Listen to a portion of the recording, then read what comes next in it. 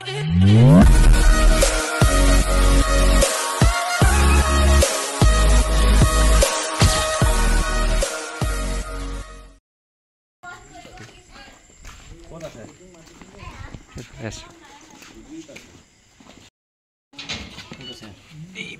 Evil, do go.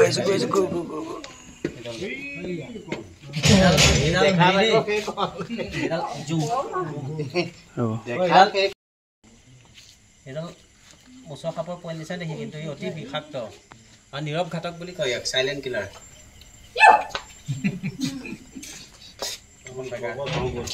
যা তোমা kettle beating লাগে টেমাতে ভন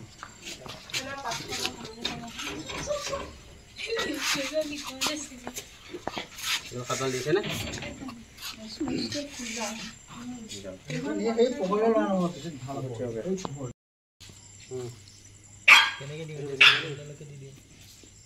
দেখি বেয়া লাগে চেন্টাৰ দেখি বেয়া লাগিব তে কি আনি মিটিনে কমাব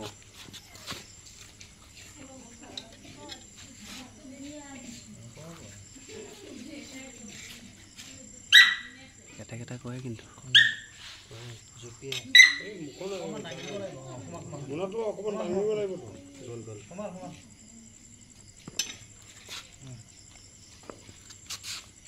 हेलो काय কথা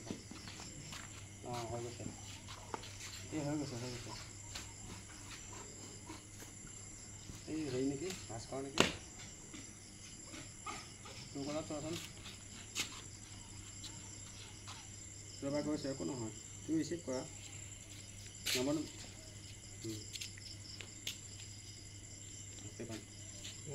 হেৰি আপোনাৰ আহকচোন মই সাত বিষয়ে কম অকণমান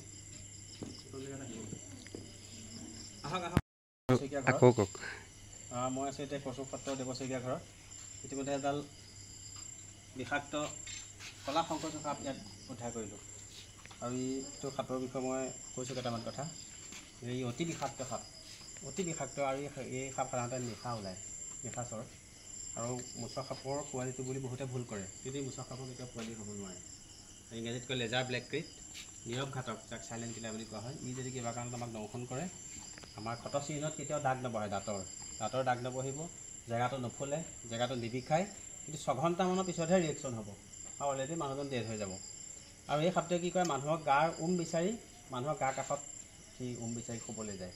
সেইকাৰণে মানুহে কেতিয়াও ৰাতি বা দিনত পকাত কেতিয়াও শুব নালাগে আঁঠুৱা নতৰাকৈ এইটো কথা আপোনালোকে মনত ৰাখিব কেতিয়াও ৰাতি আঁঠুৱা নতৰাকৈ মানুহে কেতিয়াও শুব নালাগে এই সাপটো সদায় মানুহৰ গাৰ বিচাৰি যায় মানুহৰ গাৰ যিহেতু তাপ থাকে সেই তাপটো ল'বলৈ যায় আৰু যেতিয়া মানুহজনে টোপনিত হাতটো বা ভৰিটো যেতিয়া লৰাই দিব টোপনি যেতিয়া কাটি খলাব তেতিয়া এই সাপটো গাত যেতিয়া পৰিব সি শত্ৰু বুলি ভাবি দংশন কৰি দিব কিন্তু মানুহজনে দংশন কৰাৰ লগে লগে গম নাপায় কাৰণ অকণো নিবিষায়